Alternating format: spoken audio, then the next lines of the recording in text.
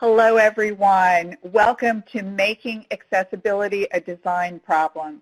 I'm Sharon Spencer with IAAP, and before we get started, I just want to quickly review a few system items. Everyone should be logged into Adobe Connect, or you can follow along with the presentation that we provided and over the phone. To access the presentation, there's a link in the reminder email that we sent out this past Wednesday, or the link is also in the confirmation email you received if you registered after Wednesday. During the webinar today, if you want to ask a question or make a comment, you can type it into Adobe Connect through the chat area. If you do not have access to the chat area, you can press #6 on your phone to unmute your line, and then *6 puts you back on mute. Or you can email us the question at webinars@accessibilityassociation.org. You can ask questions during the presentation and at the end, and our speaker will address them when he gets to a good stopping point. To guard against background noise, I have put everyone on mute. If you're hearing the audio over both your computer speakers and the phone, you can hang up the phone and listen via computer only, or you can turn off your computer speakers and listen via phone only. In order to see the PowerPoint better, there is a full screen option. You can select that. There's an icon, or there's also an options list, and full screen is listed there.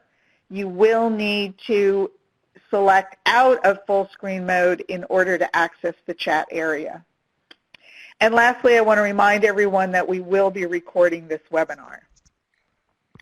So again, I want to thank you all for joining us today for Making Accessibility a Design Problem. Our speaker today is Alistair Campbell, who's Director of Accessibility for Nomensa.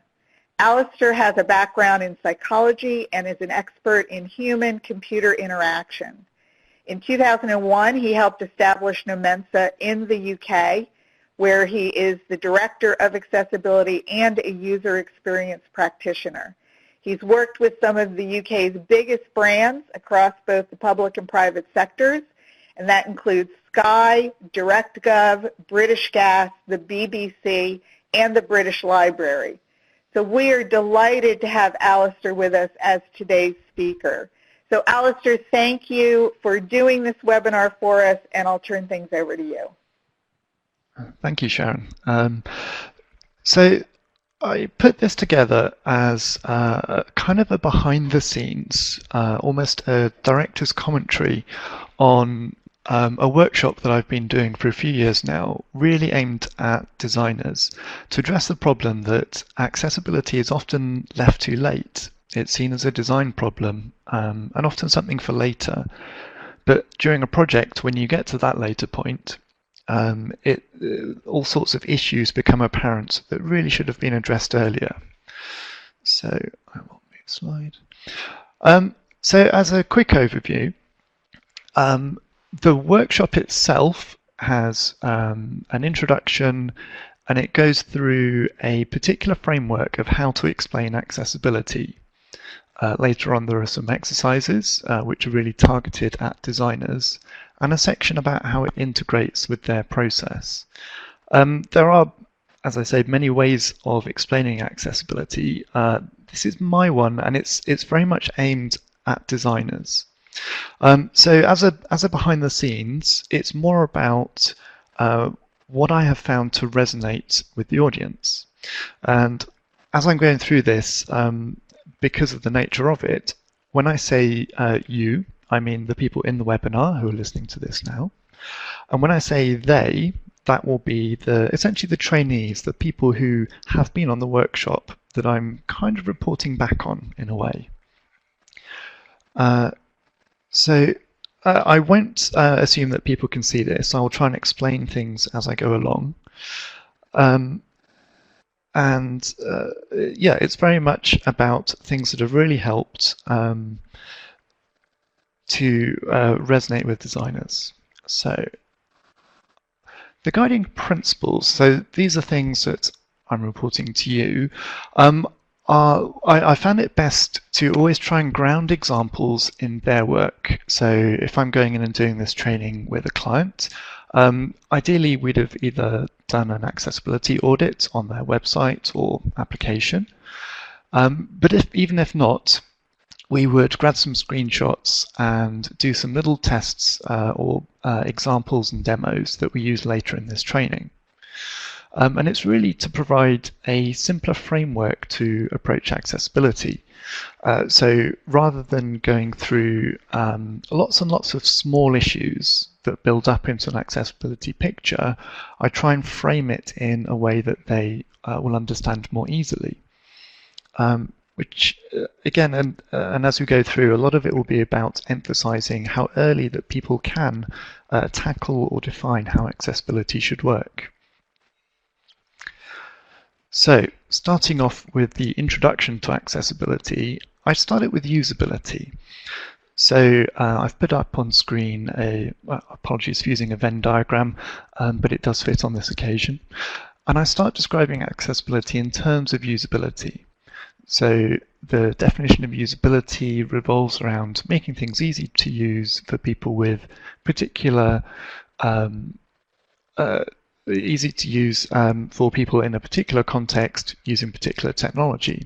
So the context and technology are often orientated around their disabilities. But in order to do that successfully, you need to understand the accessibility technologies. So people need to know about screen readers, screen magnifiers, these sorts of things. And then there's also the responsibility aspect. So the third part of the Venn diagram is on platform standards. And depending on the audience, I might be talking to people making websites, so that would be the Web Content Accessibility Guidelines.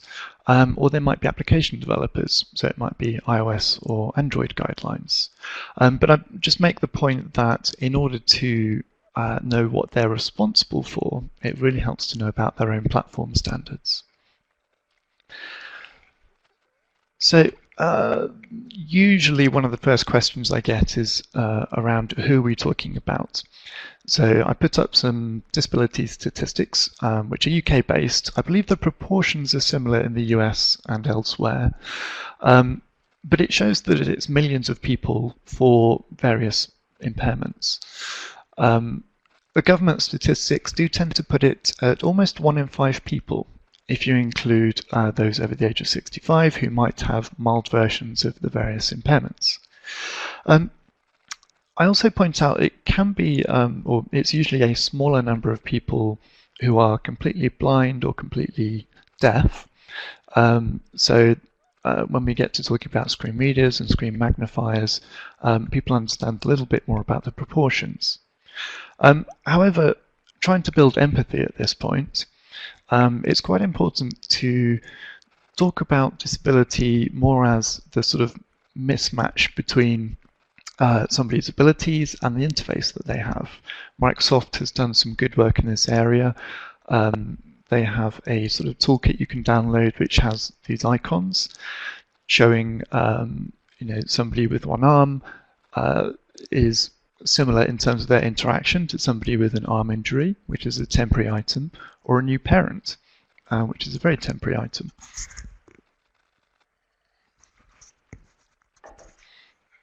Sorry. So I'm starting off from this point of view really to ground it in how people interact with the technology. And it might be they have a disability, or there might be another reason why they have to interact differently. I tend to move on to some reasons to consider accessibility, and the usual ones are legal obligation, financial benefit, or more of a social, it's the right thing to do. Whether I include this or not very much depends on the audience. I have found that if you're including project managers and more senior stakeholders, it's useful to do so. But if you're talking to designers and developers very much on the front line, they don't care so much about this stuff. It's more about how do you do a good job at what it is you're trying to create, rather than why you might be obliged to do so. If I do run through it, I try and keep it very simple. In the UK, my paraphrasing is that if you provide a product or service, it should be accessible. It may not need to be strictly in the sort of legal sense. There may be other channels by which you can make it accessible, but normally the easiest way is to make your digital channel accessible. There are many public cases, but it's less clear in the UK because most of them are behind NDAs. The financial one always needs customization. I have found myself trying to present this and talking about SEO or the spending power of disabled people. And then I'm in a situation where everyone who uses this financial product has to be sort of logged in. So SEO isn't an issue. The people don't necessarily have a choice about whether they use this website or not, if it's about their pensions, for example. So this one almost always needs customization if you use it. And what I have found works quite well is to try and think about the practicalities of that organization. So, for example, we did this training with an e-commerce website, and this website was opening a new section with products aimed at people with disabilities, so mobility scooters and those sorts of things. So the fact that they couldn't actually buy through the website this product that was aimed at accessibility caused a great deal of sort of logical dissonance in their head, and they really felt that they had to get on board with this, and it actually made much more difference than the sort of spending power type arguments. So another one I find does tend to resonate well with designers is making a robust product. So on the screen there are pictures of the sort of OXO, I think they're called OXO kitchen utensils, which have really nice grips, created originally I think for somebody who had Parkinson's disease, so struggled to hold things properly. But then they became a very popular product. And what we tend to find is when you approach things from an accessibility point of view is you make a more robust product, and that can appeal to a designer's sense of creating something worthwhile. Another thing on the screen is the Siri button, which I'm sure everyone here is aware was created for people with mobility impairments originally. Sorry, the technology behind it was created for people with mobility impairments. So that has now become a very mainstream thing. So again, it's appealing to people's sort of sense of making a good product. And that's the introduction. I keep it very short. The next main part is how to approach accessibility. So assuming you are going to try and incorporate accessibility, how do you do it? I don't talk to them about potential mental frameworks, which is what's on screen. This is a sort of a background slide. But the next aspects are trying to work around some of the bad things or the counterproductive ways of thinking about accessibility that people might have built up. So the first one is often the guidelines, and I don't start with the guidelines when I'm going through the training. This is a slide I put up and say, right, who's read the Web Content Accessibility Guidelines? And I have to say, on average, it will be maybe 10% of the people I speak to have read the guidelines. And if I ask how many people have actually finished the guidelines, they put their hands down. So I don't start there, not because people haven't read it, and I say they're a good thing. They're more or less sort of my Bible in terms of accessibility. But it's what it leads on to when people start with the guidelines that I'm not very keen on.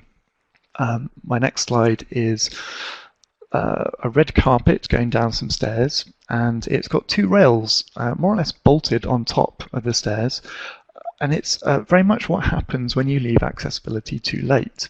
You get to the guidelines towards the end of the project, you read through them and think, oh dear, we haven't sort of enabled wheelchair access in this case, and you have to bolt on some rails. It's not an integrated approach. So that's why I steer people away from starting with the guidelines, although, as will become clear later, I more or less lie and go through all of the guidelines just without people realizing. So another thing that UX teams in particular might rely on is using personas. I'm sure most people are familiar, but if you're not, a persona is an archetype of somebody who might use your product, and it's meant to represent their goals and tasks and motivations. So Fiona is one of our personas, and she might be somebody with a particular context who comes to your website to achieve something. Now, what people often try and do is come up with one more persona that is their person with a disability. The problem is that just because somebody has a disability doesn't mean they won't try and achieve the same things that any of your personas might do. So in order for that to work, you would have to have another persona for mobility impairment, for hearing, for visual, for cognitive. For each of your current personas, it becomes a matrix. And the idea behind personas is that they're an easy way of assessing your website or product for how useful it will be to that archetype. So if you end up with 15 personas, it doesn't work. So I try and move people away from that way of thinking. Not that there's anything wrong with a disability persona per se, if it's used for educational purposes, but for regular sort of design updates and things, it would become very unwieldy. A similar kind of thing people do is, I've literally had people say, oh, we've got Dave in accounting, he uses a screen magnifier, we'll use him, he can come and help us make this. Which is useful, it's better than nothing, but it doesn't really sort of represent the range of abilities and disabilities that people can have. It could end up leading you down the path of doing a very skewed effort in terms of accessibility. So effectively, you would really want a group of these experts that you are bringing in. And again, in practice, that doesn't really work in a design team when you're doing things day to day. Something else I see that I try and discourage is people having it as a sort of separate thing. So accessibility in agile terms might become another feature that they put on the backlog. It's to make it accessible. On screen, I have a very sort of basic progress board with make accessible as one of the items. And the problem with this is, it sort of separates it from the rest of the process.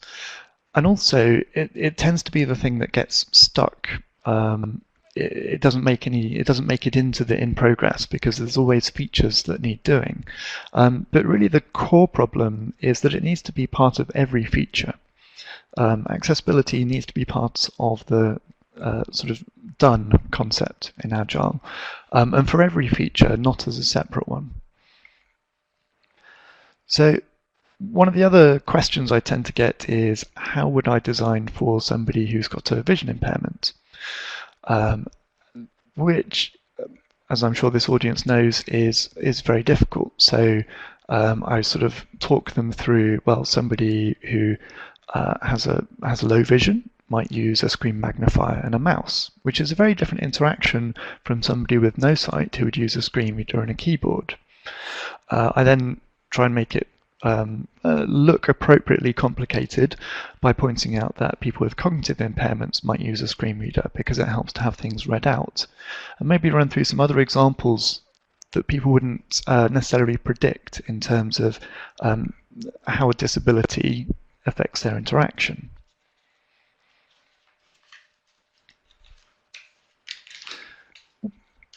So over the years, and this may be slightly controversial, but over the years I've boiled it down to 4 interaction styles, which is what I try and encourage people to think through at every stage of the design.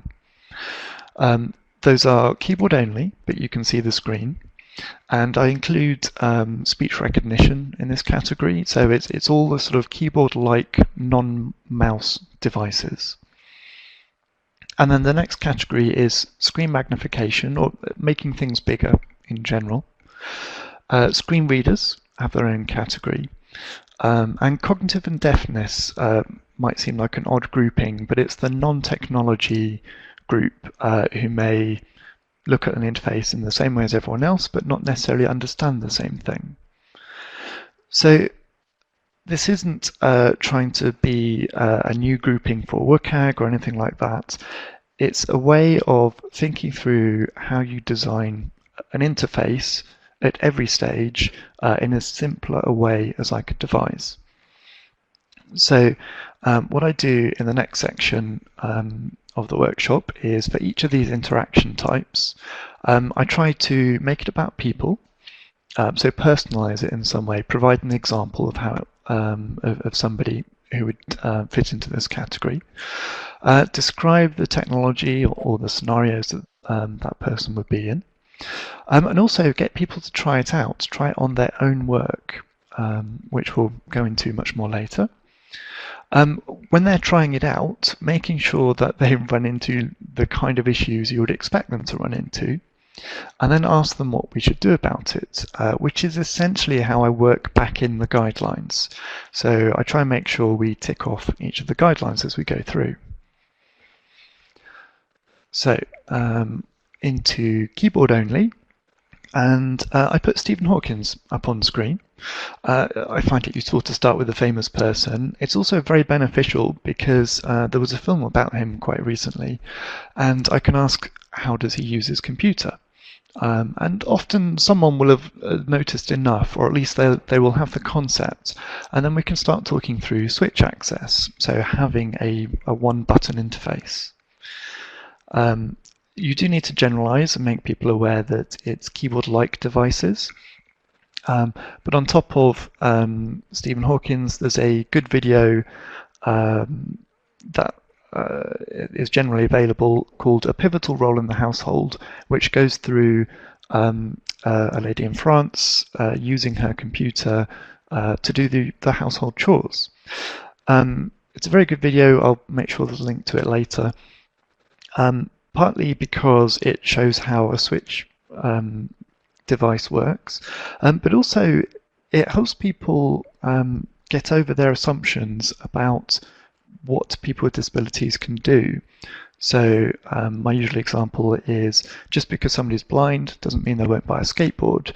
If it's coming up to Christmas, they have family, nieces, cousins who might want a skateboard. It's also often true that people with disability might have more time at home and might have a partner that they need to do chores for, which is what this video demonstrates very well. But as well as showing a real person, it's also useful to show that it's part of a mainstream technology. Often half the people in the room will have an iPhone in their pockets. So telling them, right, this is built into something you have. All you need is Bluetooth and you can hook this up, and it's a mainstream technology. So what I like to do is use examples from the client, so if or from the trainees' work themselves. If they don't have one, or in this scenario where I can't use that, then I have a few examples up my sleeve. It's good to have a bad example to start with. So we open up Zoopla and run through that. There's a video available in the other version, but just to talk it through, it demonstrates things like drop-down menus being an issue and the focus styles being taken away. So it's good at showing the problems, but it's also good to show a positive example as well. So the old BBC website was very good at showing everything working with the keyboard. So it had several things that work on hover that also worked when you're tapping through with the keyboard, and things like the carousel controls worked very well as well. So it's really to say this can work, it's not that hard, and here's how you do it. And then I put up a very big picture of a tab key, because this really has to be the sort of foundation and the simplest thing to test. And then I encourage people to open up their laptops, ideally in groups of 2 or 3 so that it's not everyone focusing on their own thing, and trying out their own website or application with the keyboard. It's amazing how many problems people run into, and it really helps to sort of build up the empathy with how this should work. So you get to run through, and in a few slides we'll have the sort of interface guidance, but it's good if you're running this sort of workshop to have that to one hand and make sure that they run into all of the problems you think they should. And for each of these interaction styles, I try and talk through the interaction effect. So for keyboard, it's a linear interaction with lots of key presses, and the visuals are important. That's the thing people don't expect, especially if they've had contact with accessibility in terms of screen readers. They do not realize how important the visuals are. And also point out a little testing technique like using Control F to find links, which equates quite nicely to voice input. So, and then you ask the question, what should we make sure the interface does? And this is where we're trying to get feedback on essentially what guidelines they should be following. And then I put up the interface guidance. Hopefully we've ticked all of these off. And these are essentially a rephrasing of the WCAG guidelines into a slightly simpler form, although it does need explanation. So that's the keyboard. I don't see any questions at the moment, so I'll carry on. So the next interaction grouping was screen magnification, and this can be quite a difficult one to explain. You can get into a pickle quite easily. The key concept I found is to explain the 2 types of zooming that can be achieved. So on the screen are sort of 3 screenshots. On the left is the normal view. In the middle is a browser zoomed view on a responsive website. So this is where essentially the layout can reflow, and you get eventually, if you zoom in enough, the mobile view of the website. And on the right hand side is the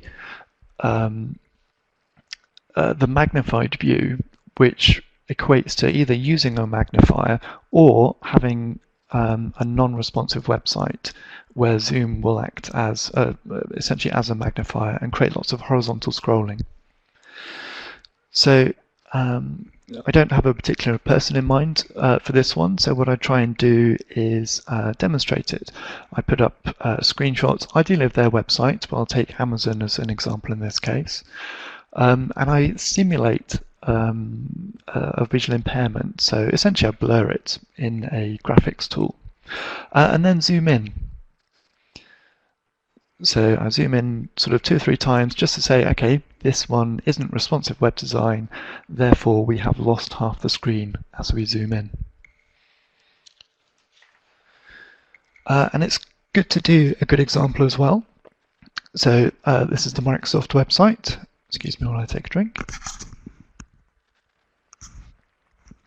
I don't have a mute button, so I'm being careful. So doing the same thing, blurring the image and then zooming in, it demonstrates the reflow effect, so having a responsive web design. These days most teams are quite aware of responsive web design, but some aren't, and going back a couple of years it was definitely a good thing to explain. Just how big an impact it can have in terms of being able to zoom in. So we get people to try it out on their own website, and it'll either generally work because it's responsive, or they will hit lots of issues because it's not responsive. But then it's also, and the interaction effects from that are tend to be in a non-responsive design. You get lots of scrolling, and it's about layout issues and bugs.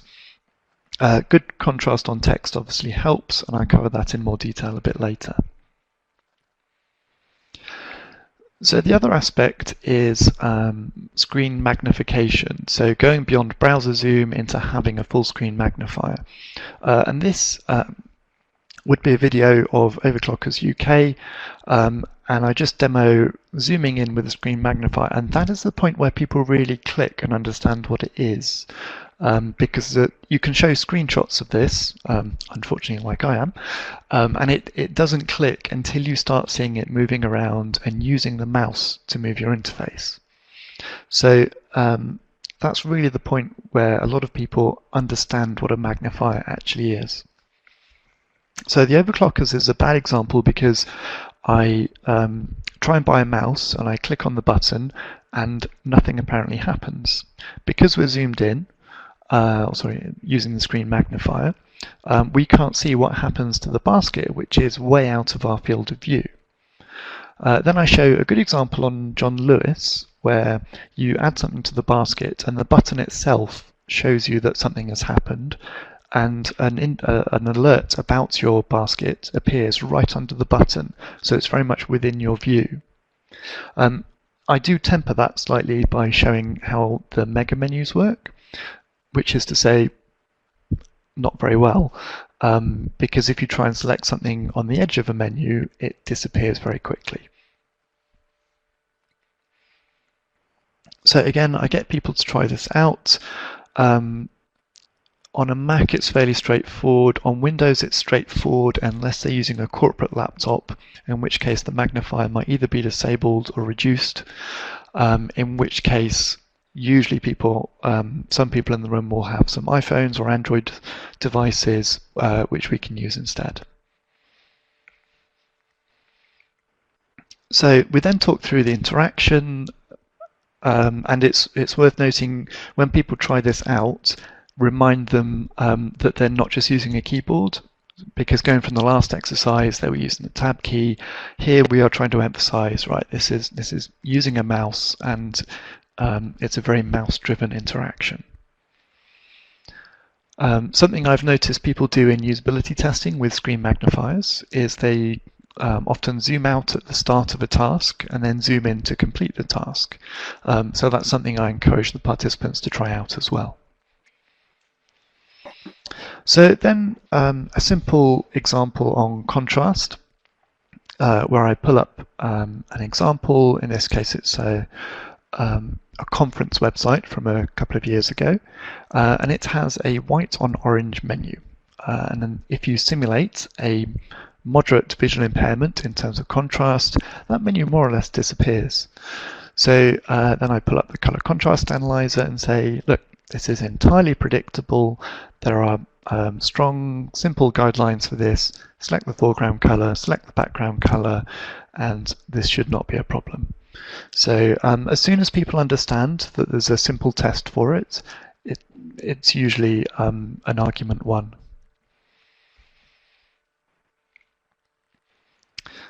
So rounding up the making things bigger section, the interface guidance does include a couple of things that aren't actually in WCAG, but I've seen so often in testing that I usually bring them up.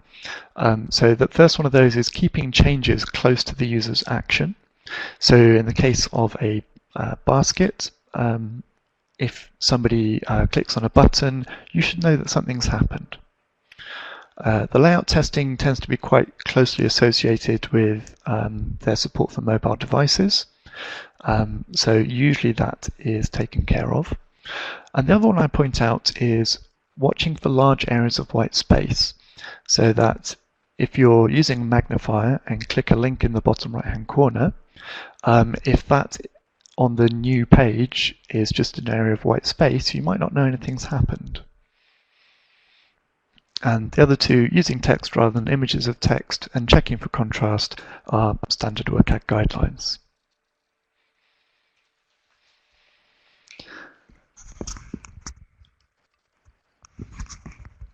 So screen readers is the next group, or the next interaction style. And again, I try and personalize it. I don't pick on a particular person, but I do have a screenshot that I took, a picture that I took at a conference of the gentleman behind me using an interactive braille display, which is great for conferences because you can listen and read at the same time. But it's just to point out that it's on a standard Windows laptop using JAWS. So even though there might be different input and output mechanisms, the software behind it is quite similar and should work in the same way. I then do a simple demo. By simple, I don't mean easy. I speed it up to what I'm used to hearing from people who use a screen reader a lot, which is to say almost uninterpretable by me, and play a simple site like Google, just a Google homepage where it runs through a menu bar, the Google search, and a couple of buttons, and very few people actually twig what website it is. I've got the same clip that I tend to use, so I can hear every word in it, but that's sort of quite amazing to a lot of people. So it's a very good one to sort of emphasize they are not screen reader users, even though we're going to go through using a screen reader. Be careful about what decisions you make. So I take people through a sort of very simple screen reader overview or in terms of what's available. So JAWS, usually with Internet Explorer, NVDA, and VoiceOver on the different platforms. I do note that there are others, but I try and turn the conversation to what should people try out and test with. So we'll get more into the process side later, but it's just to introduce there are different ones on different platforms, and people might use different screen readers for different reasons. So JAWS at work, VoiceOver on their phone, for example.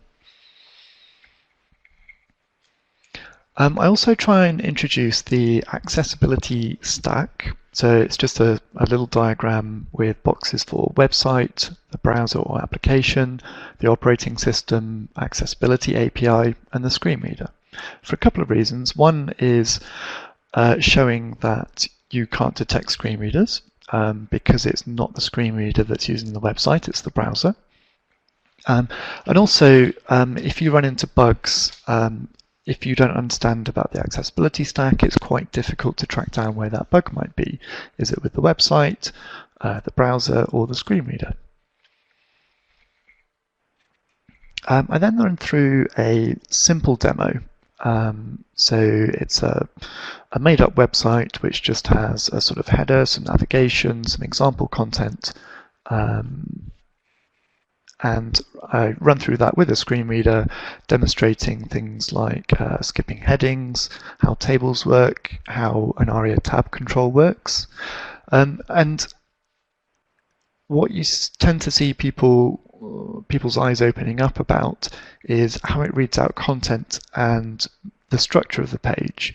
So having been through the keyboard aspect, that only went through links and form controls, and now using a screen reader they get everything, everything you can see and more, which is quite an eye-opener for most people. Then to keep it simple, I talk about the hidden structure, and because we've already been through keyboard accessibility, the hidden structure is really the extra stuff that a screen reader needs that keyboard didn't include. So that's headings, lists, tables, landmarks, and a brief introduction to ARIA.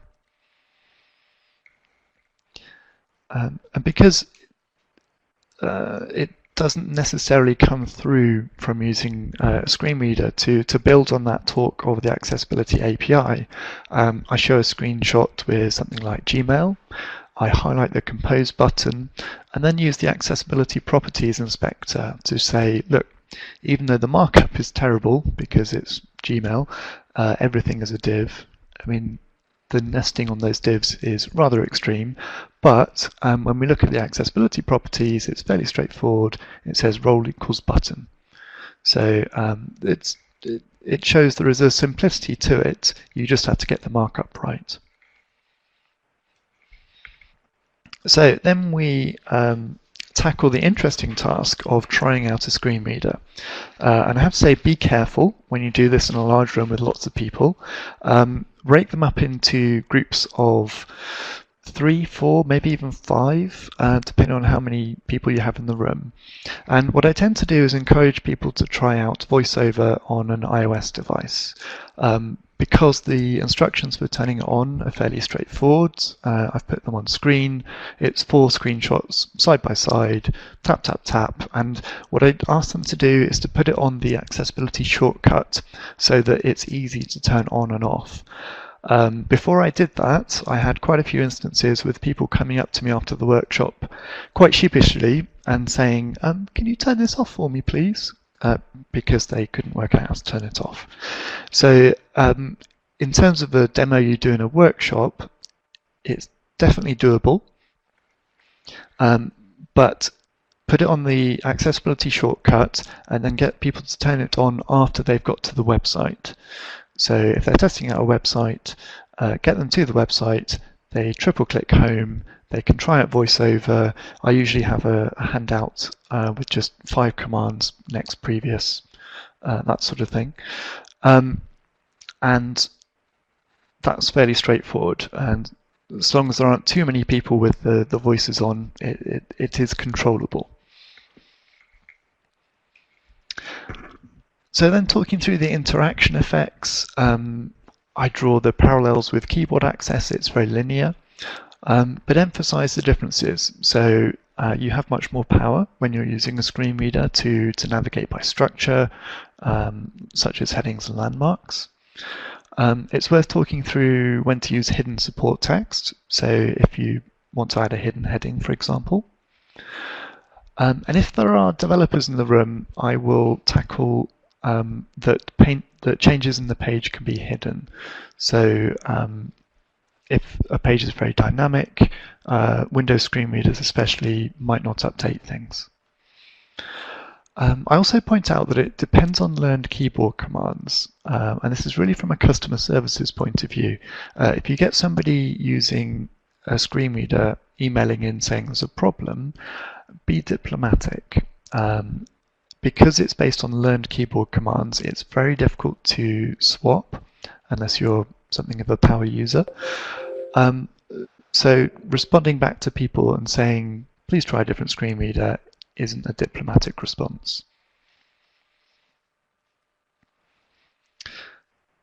So then running through the interface guidance that hopefully we have come across, people should have hit graphics that didn't have alt text.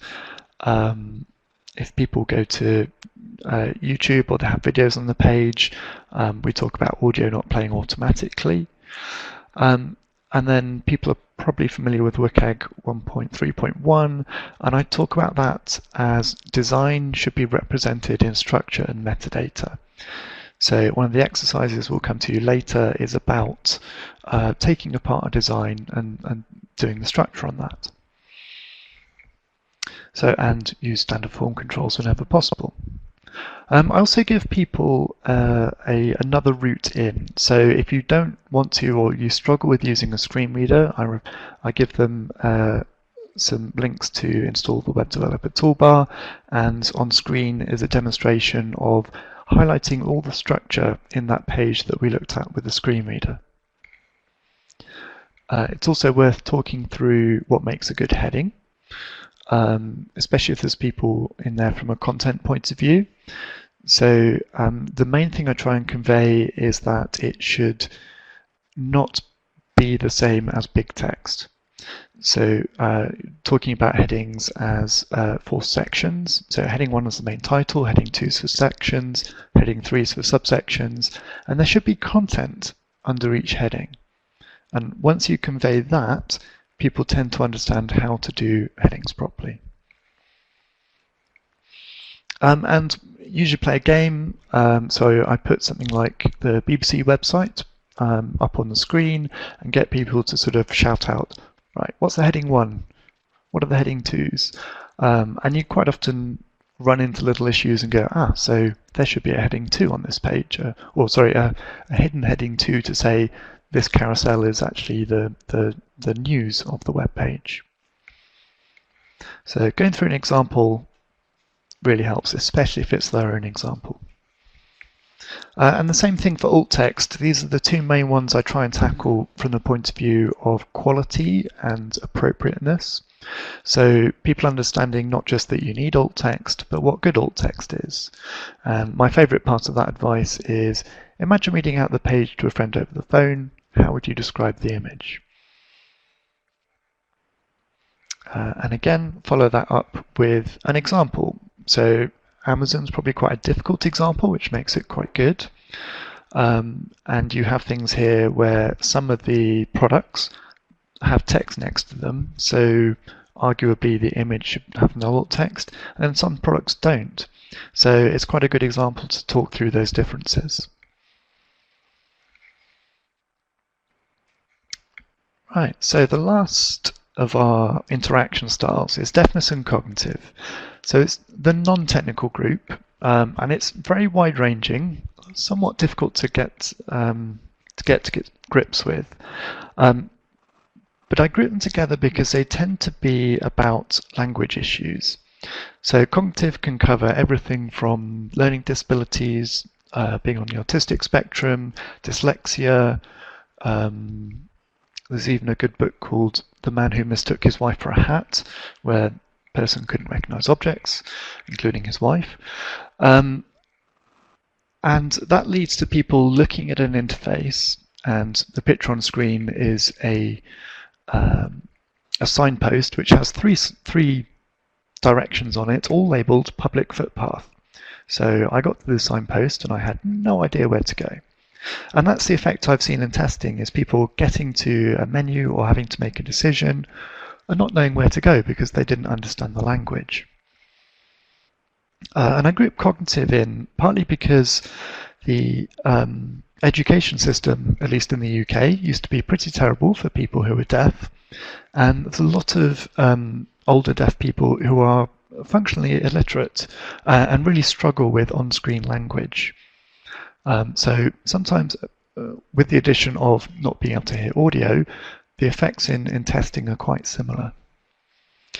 So one exercise I try and get people to do is to translate an interface, and I've put the Yahoo homepage up, translate that into a language that they don't understand, like Russian in this case. And the Yahoo homepage was quite a good example because you can still tell where to check your email, what some of the links might be about, because almost everything on the page has an icon or an image. There's even a website in the UK that takes that to quite an extreme example, which was the Quality Care Commission, who literally have a image for every concept on the page. And I tested this with the target audience, which was people with learning difficulties and some people on the autistic spectrum. And as somebody with a UX background, I wasn't really expecting the pictures to add very much.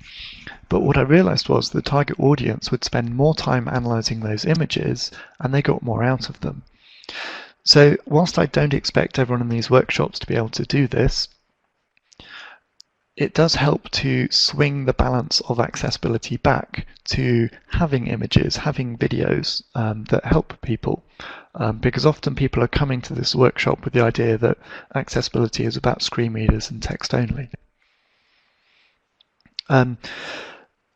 I also talk through how animation can have an impact, and in the actual workshop I ask people, I give a warning before I show this slide, which is Ling's Cars, and in the workshop it's a video showing all the animation going on in this page, and I wouldn't do that to this audience, but if you want to go to Ling's Cars and get a migraine, it's a good demonstration. And after about 20 seconds of talking, I will sort of move the slide on and say, right, everyone look at me again, because they will all have been completely distracted by this website, especially the chicken. So the other aspect, more specific to deaf, obviously, is captions. And I talk through what YouTube has been doing.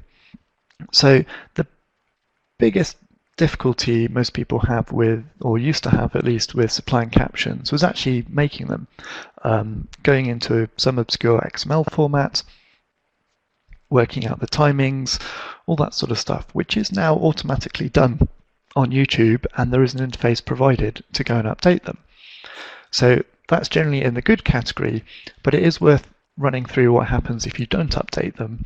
And there is an example that you can find in the presentation afterwards about somebody eating sushi and being taught by this famous Japanese guy how to eat sushi, and the captions leave a lot to be desired. The caption on screen says, "Don't chicken those aching sagging," which is something about not shaking your sushi. If you don't have a Californian accent, you need to edit them. So the interaction effects are a bit harder to talk through because it's very difficult to demo this. But what I do say is it's often about what often happens is people choose links that might be right, but they don't know if they're right. People can get quite far with conventions. So, for example, contacts is usually the last link in the menu. But then once they have to understand something, they might choose a random link and not realize it. I also have found people get stuck on literal interpretations. So using jargon or literal interpretations can be quite a hindrance. And it's the best audience to explain why help and alternative options are very useful. Because if people don't understand the language, then putting the term they want to find into a search is a better way of getting to that page than struggling through somebody else's navigation.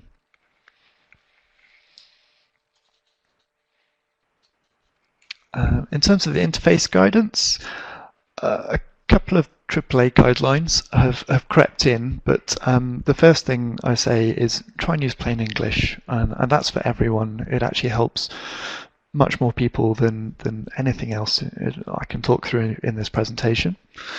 And there's things like adding relevant images and video, simplicity and focus, clear boundaries, clear hierarchy, and then the ones you might recognize as WCAG guidelines about not enforcing timing and being careful with flashing or moving objects.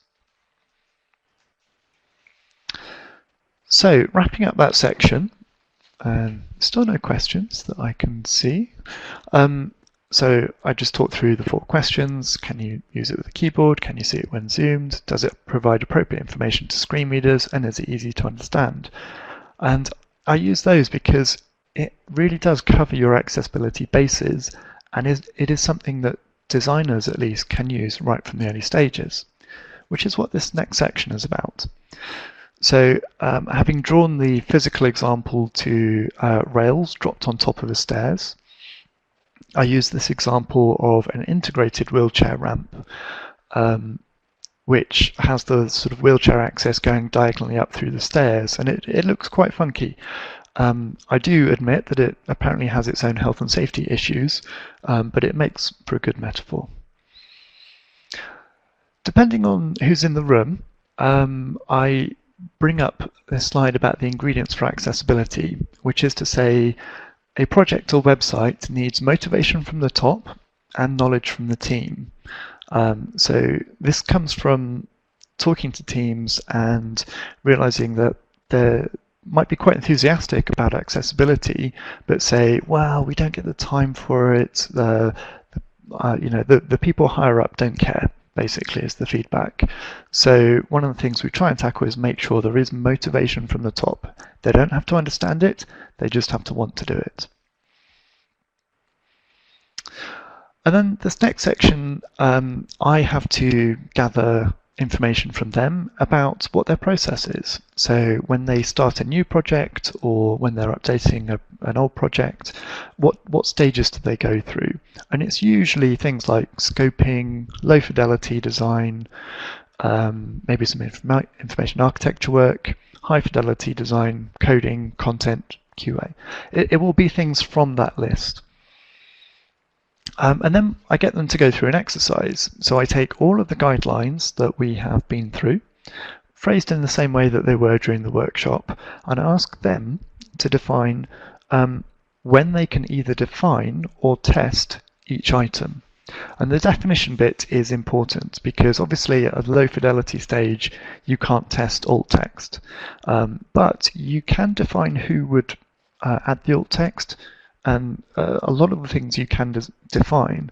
So having done it with a few hundred people, I sort of collated that, collated those results, and after going through the exercise with people, I show them this next slide, which basically says you can define almost everything at the low fidelity stage. So as soon as you can see it, you can define it. There are some things, color contrast you might not be able to do. There's certain coding aspects, but a lot of them you can define at the low fidelity stage. And then the next stage of the workshop is going through that.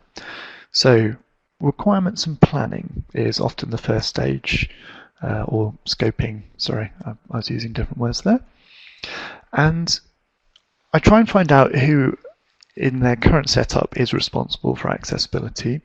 And on screen is a kind of responsibility matrix. There's probably a special term for it, but I don't use them, so I have forgotten it. And it's got site accessibility as the responsibility of one particular person. Someone else is accountable, someone else is accounted, that sort of thing. And what I try and steer them towards is making either the product manager or project manager the one who's responsible for accessibility.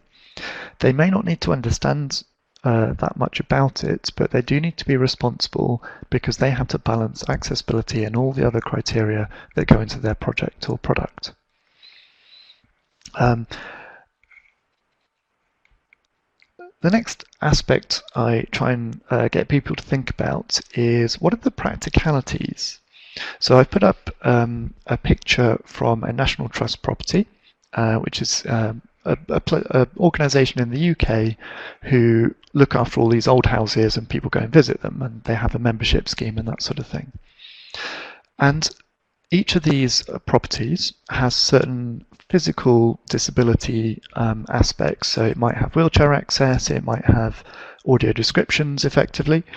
But going onto the website, you couldn't find them. So as a person looking for an accessible property, that information wasn't available on the website. So that was one of the first things we worked on and got them to include, was just having the access, the facilities and access information readily available. And depending on the organisation, there are bound to be other things. We work, I think Sharon mentioned Sky and BBC, so there are practicalities to how does somebody who's interested in captions find all the captioned programming. So just thinking through each of the sort of disability types in general, how would it impact this organisation? There are also many decisions that can be made at the beginning of a project that will impact either whether there is an accessible outcome or how much work it is. So brand palette is an obvious one, and if you test that right at the start when the palette is being developed, it makes everything else a lot easier. Things like font choice can affect sort of download speed or whether you have to use images for text. Responsive web design, if done as a default, will make all the sort of resize aspects much more easy. Media players have a big part to play as well, so whether they support captions and also whether the interface is accessible. The content management system can have an impact, so whether people can add alt text, whether it's required, those sorts of questions. And the JavaScript or general user interface framework will have a big impact as well. Some have a certain level of accessibility built in, some don't. The earlier the project can make a good decision on that, the better. The other aspect I tend to bring up is third-party content. So the team I'm talking to will probably be responsible for their main website, but they might have adverts or media or other third-party content. So what I recommend to them is not only writing into the contracts that things should be accessible, but saying that it will be tested by a company like us or anyone, but if you tell people the accessibility will be tested, they are more likely to pay attention to it, because unfortunately I often see WCAG AA in every contract and it's not tested. So then we go through a quick exercise really to prove that you can test things and define things from a low fidelity stage. So I pop up a sketch essentially of quite a simple corporate homepage, which has a header, navigation, carousel, a video of the CEO talking, and some links through to some services, and a get in touch button. And then I ask the workshop, right, what can we spot from a keyboard point of view? So I go through, try and get suggestions, and then I highlight the ones that I would have brought up. So things like drop downs in the main menu, carousel controls, media interactions, and the Lightbox contact form. So if somebody opens up a Lightbox, we need to talk through the keyboard management aspects. So even at this really early stage, we can spot 4 things that might be an issue for keyboard accessibility. And then for zoom and magnification, I highlight the Get in Touch button because the Lightbox popover might be out of your field of view. For screen reader users, I would highlight the carousel. It's got a little annotation on it saying auto plays, and an auto playing carousel can be quite tricky from a screen reader point of view because you end up playing Frogger trying to get across it before it moves. Also, the video is a good opportunity to talk through whether you need audio description. For a talking head, you probably don't, but for other types of video, you may well do. And then from a deafness and cognitive point of view, I'd point out an auto-playing carousel is animation and it needs to be under user control. And from a deafness point of view, we probably need captions on that video. I also bring this up as an example of how to annotate things. So I've taken that same sketch and said, right, here's the banner, the navigation, the main, the headings, and lists. So the sort of main ARIA landmarks and the main structure of the web page. And then I turn that into an exercise.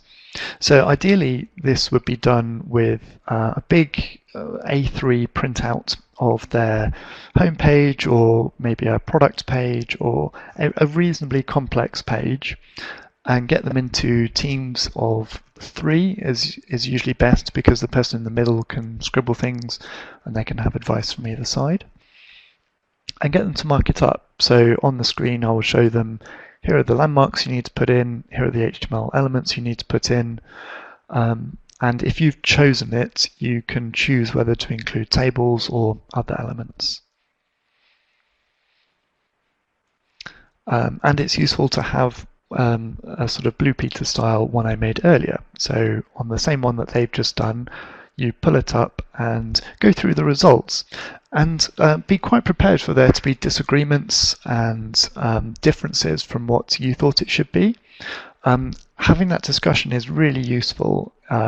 It enables them not only to see that it's a bit subjective, but also you can talk through your reasoning as to why you would do it like this. Usually I found they come round to my point of view when I explain it, but I'm not stuck on that. As long as they have thought about it and talked it through, that's all I can ask. Then thinking about the visual design, there's 2 things I tend to recommend. One is obviously testing the contrast as early as possible.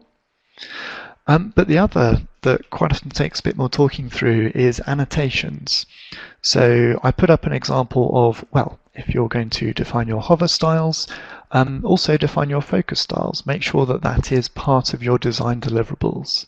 And then I ask the question, so what else do you deliver from a design point of view that we could check and make sure is accessible?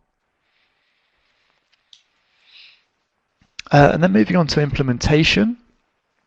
This might be a room full of designers, but it's still worth talking it through just to make sure that they don't assume things are going to happen at the implementation stage that aren't actually going to help. So the first thing to talk through is automated testing. And this is very good if you are integrating it with your process. So if it's something that is part of a build process and it tests each feature or each page as it goes in, and it throws up errors if there are problems, that is a good thing to do, assuming you can customize it. You don't want lots of false positives, which is a danger. So being able to customize it is vital. So it does take some investment of time from the development team. It also doesn't necessarily give you great coverage. So I try and talk through why a computer can't tell you what is appropriate. And then I try and give a simple example, which is a picture of a dog with an alt text of cat.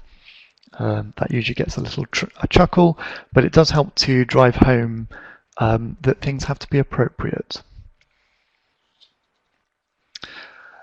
Prevention beats cure is a topic that I try and bring up. So I've got an example on screen with a WYSIWYG editor. So I talk through that example as being something where we've removed lots of buttons so that it's harder to put in inaccessible content. There's no font pickers, color pickers, that kind of thing. And it does provide structural elements and some customization through predefined styles. It also has an image insertion dialog showing with alt text that is required. But it's not intended to be the be-all and end-all of this topic. It's a starting point to say, right, where else in your process can we prevent problems from occurring? So how is content added? How are features updated? Where in your process can we prevent problems? A sort of follow-on point from that is to show issues when possible. So on the screen is a sort of very simple page with some custom CSS applied that is highlighting some issues. So it's sort of a poor man's accessibility tester.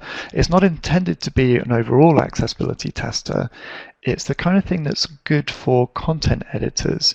So if they have a content management system and they add a page, and when they preview that page, if you can have this custom layer that highlights probable accessibility issues, that will be a sort of fallback option. So it's not as good as preventing issues, but it's good to catch them before they go live if it's possible.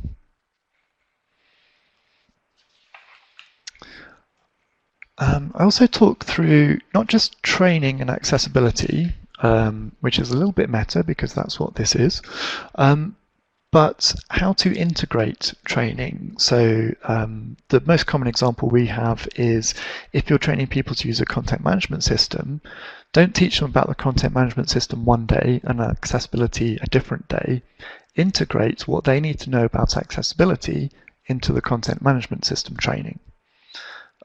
It's a service we provide very occasionally because not many people think of it, but it's really useful in terms of not giving people too much to think about, but also the process of creating that training will highlight issues in the content management system.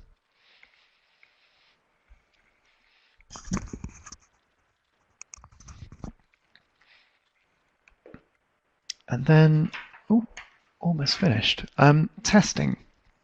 And not so much in the sort of implementation automated sense, but as an all-round, I think it's useful to talk through what different types of testing get you. So on screen I've got a slightly strange bar graph with on the horizontal axis accessibility and usability. So imagine the left-hand 2/3 of that are all accessibility issues. I include a bit of usability as well, and then the top bar is usability testing with people with disabilities, which gets you the full gamut of usability issues and accessibility issues. However, it's a very thin bar, and that's because you don't tend to get very good coverage. So somebody using a screen reader will generally get through 3, 4, maybe 5 scenarios in a session. Whereas in usability testing, people tend to get through quicker and can do 6, 7, 8, depending on what those tasks are. So although usability testing with people with disabilities is excellent for prioritization, it doesn't necessarily get you as much coverage as you want. So usability testing can, with the general public, if you like, can also find some accessibility issues, especially around vision, and it will tend to get a little bit more coverage. A manual audit should get you just about all of the official accessibility issues, and if you choose a good sample, it can get you quite good coverage of a website. So if you pick the main templates and have and the main sort of content types, multimedia, tables, form interfaces, those kinds of things, you can get very good coverage with a manual audit. And then automated testing is a smaller block in terms of coverage, because it will get you sort of between a third and a half of the issues, but you could test every page on the website. So it's great in terms of coverage.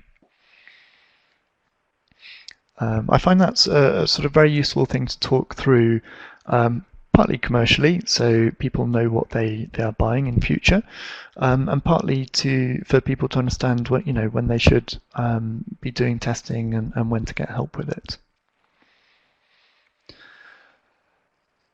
And then people usually get it by this time, but I do try and make the point that if you wait to the end of any sort of project and then check for accessibility, if you're doing it properly, you might end up back at the beginning of your whole process, realizing that you've gone down several wrong paths in terms of accessibility.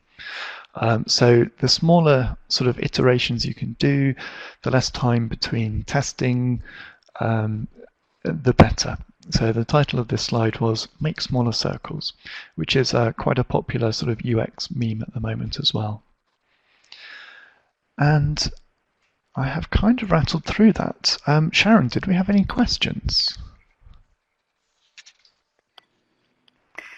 Well, this is great. Alistair, thank you. You've left lots of time for questions, and this is a great opportunity if the attendees have maybe particular situations in their organization that they'd like to share with others and get your input on how to address. This is a great opportunity. So if you have questions, you can enter it into the chat area, or if you're on the phone, just press #6 to unmute your phone, and then *6 will put you back on mute. And if you are connected via voice over IP, if you do want us to unmute your microphone so that you can verbally ask your question, you can just enter it into the chat area and I'll unmute your microphone. And then also, as I mentioned earlier, if it's easiest for you, you can send an email to webinars@accessibilityassociation.org, and we will read your question out.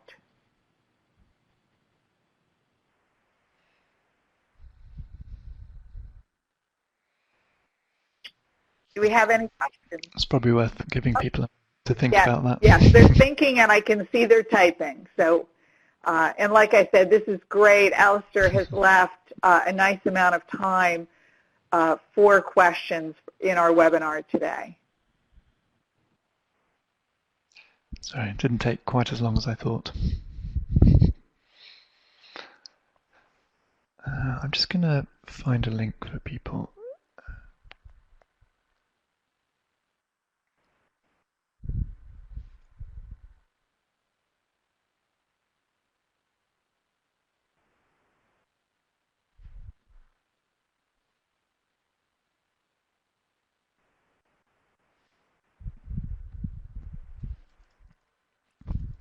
Looks like we have several people typing, so they must be long questions. So we'll give everyone a chance.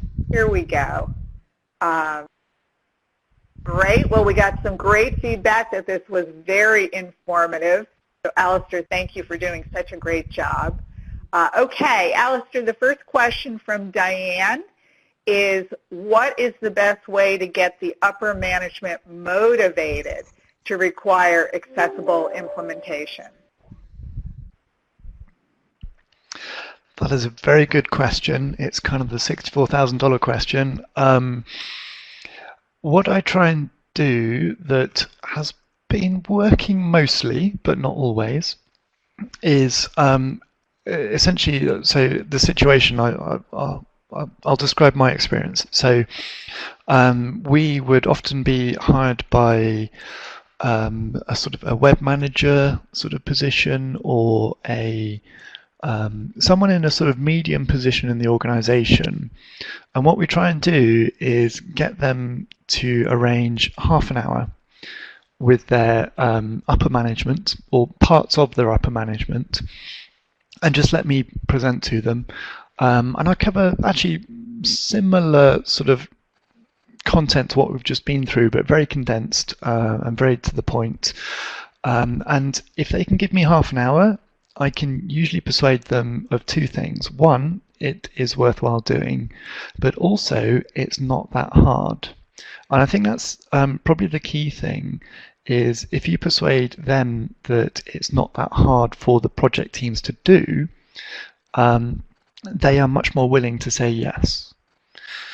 And then on the project team side, it's there are certain aspects you don't need permission for.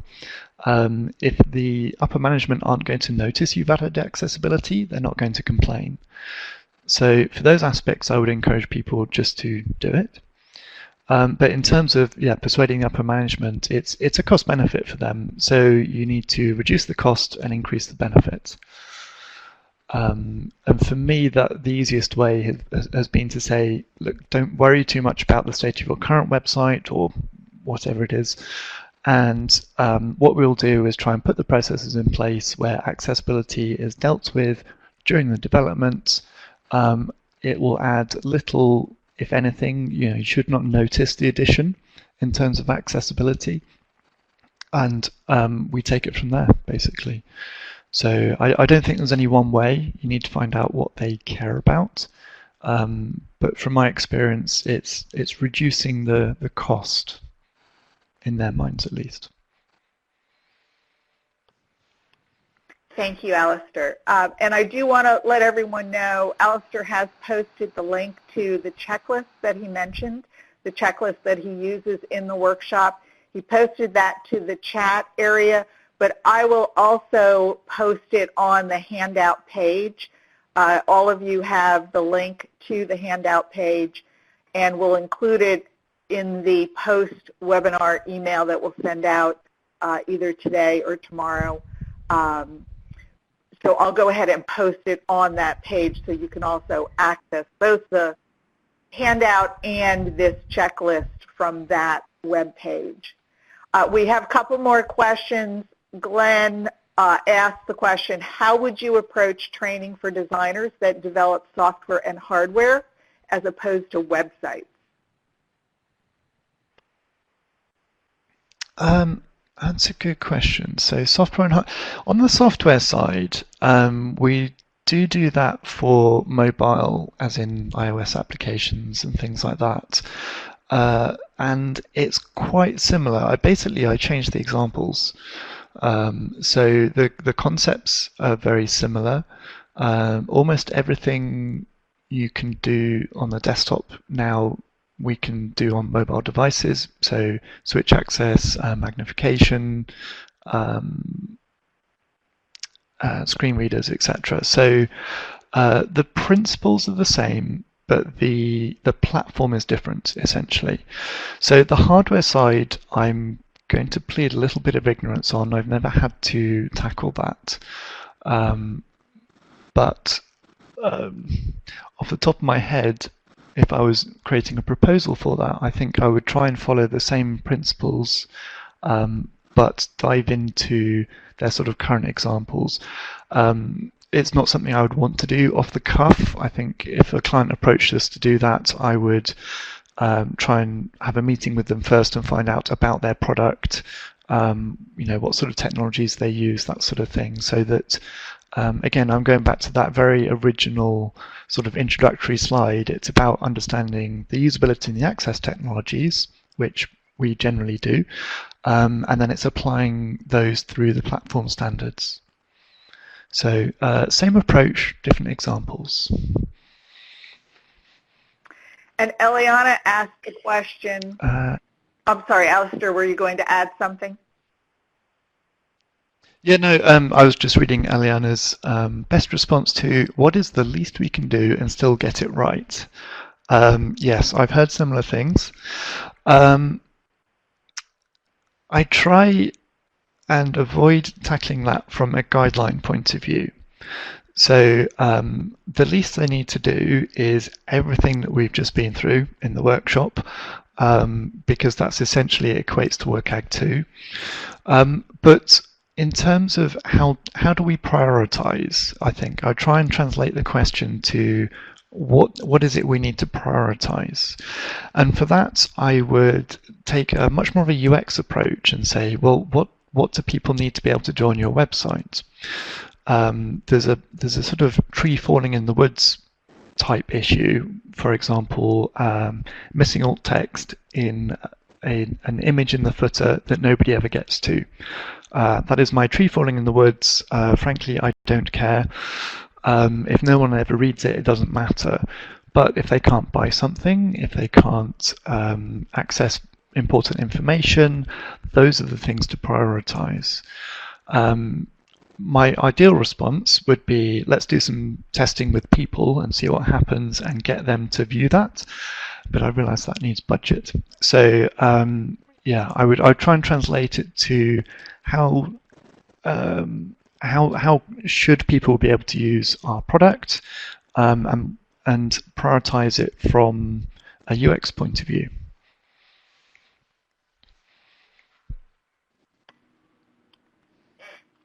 And David posted a comment saying that his spouse works for employment of persons with disabilities, and as a group, they have much more personal spending money than most would assume. So to management, push the button line that they have money to spend. And then Karen asked the question. Yeah. Go ahead, Alistair. Do you want to comment on that? I was just going to agree. It just depends on who you're talking to. Some of our clients that would make a big difference for. Some would be less impacted by that. Karen asked the question, will we be posting a transcript of the Q&A? And actually, Karen, what we can do is post the transcript of the webinar. So we will put that, once we receive that from our captionists, we will put that up on the handout page. And then Eliana asks, or says, good response, because that's the one that she uses. Priority, workflows, ROI, testing with persons with disabilities. Also, start with keyboard access. Any comments that you want to add to that, Alistair?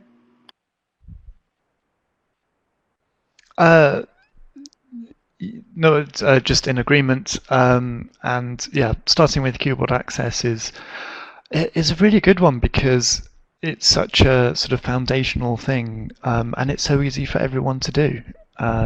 It's not like having to learn how to use a screen reader or changing your interface. It's just putting your mouse to one side.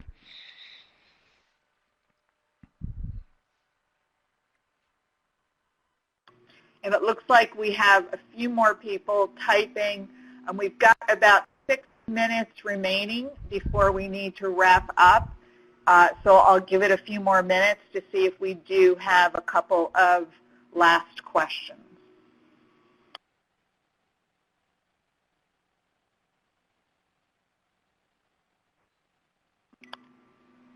Okay, David asks, or he says, I'm a QA tester. I often see developers and programmers mentioned. Why are QA testers and what they bring to the table overlooked? That's a good question, and I am not trying to overlook QA testers. What the point of this workshop is usually to try and move accessibility forward in the process. So basically, QA testers are obviously a great asset to a project and a company, but they shouldn't be the first people finding problems.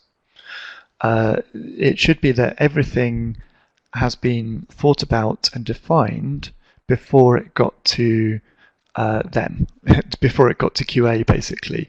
So I have nothing against QA testers. I would like more of them, actually, in our organization. But it's just a matter of trying to move everything forward in the process. Because unfortunately what I do see is it being left to the QA, by which time it then causes extra sort of cost and problems. Whereas if it was a matter of, actually one thing I could have mentioned earlier is if we're talking to developers, we would try and encourage them to test with a screen reader that is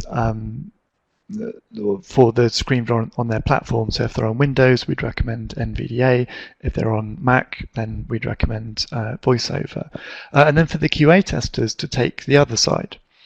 So it's good to get sort of coverage on both of the main desktop platforms, and perhaps the same on mobile as well. Great. Well, we are at the end of the webinar. Alistair, any wrap-up comments that you want to make before I do some final wrap-up things? No, thanks for everyone for coming along. I hope you got something out of it. It's been slightly a case of exposing myself in a certain way and just saying, well, here's how I do it. And I know it's not the only way, but I hope everyone picked up one or two things they can use. Well, thank you, Alistair. You did a great job. I'm seeing comments in the chat with people saying outstanding seminar and thanks. So I think people really appreciated it and got a lot out of it. So I want to thank also our captionist, Wendy, who did a great job. Wendy's from TCS Interpreting, who did a great job keeping up with all of the information that Alistair provided today. And so with that, I just want to share with you, I'm putting up a slide now that has a link to our feedback survey. We will also provide the link in the email that we send out. As I mentioned, we'll send that out today if possible, or probably tomorrow at the very latest. But if you do have the opportunity right now to just go to that link and provide us with input on today's webinar and any other webinars that you attended, we would greatly appreciate it. And I also want to let you know we're hoping to have at least the first half of the year scheduled for 2017 for webinars posted by mid-December. So watch the IAAP website, which of course is accessibilityassociation.org. Watch for our webinar schedule. Some of the things that we have coming up in January, we'll have a webinar called U.S. Accessibility Laws, What You Need to Know to Protect Your Business. But then a few months later, we're going to have a webinar on accessibility legislation in Europe, standards, laws, and how to interpret them. And then we are also doing, in I believe February, using the W3C ARIA Authoring Practices Guide 1.1 to build accessible web resources. And then a webinar on the Section 508 refresh, understanding the new requirements. And we'll have more posted. As I said, we hope to have that up by mid-December and open registration around that time.